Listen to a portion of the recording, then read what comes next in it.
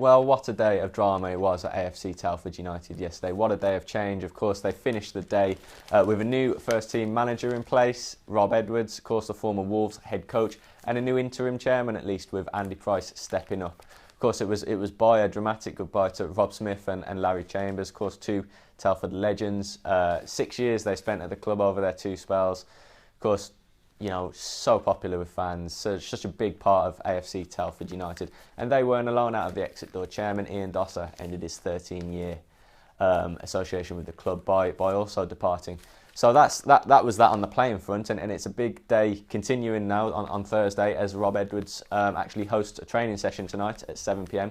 where we will meet the squad. He'll set to meet all of the 18 players that Rob and Larry put together. So, you know, that's that. Watch this space in terms of that. How will they get on? How will they work? What will Rob Edwards make of them? Will he see them as players he wants to use in the National League North this season? Of course, Rob and Larry were really excited, and there's some genuine positivity, I think, among fans and among the signings that had been made this summer, that Telford could go on and compete more so this season than they have in the previous two.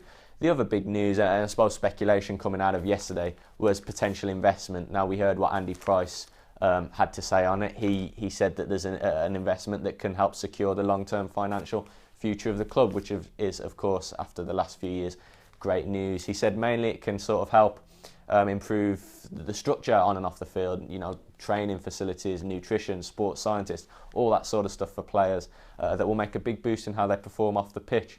Now, there were murmurs, of course, with the Rob Edwards appointment that Wolves were going to be involved in this somehow.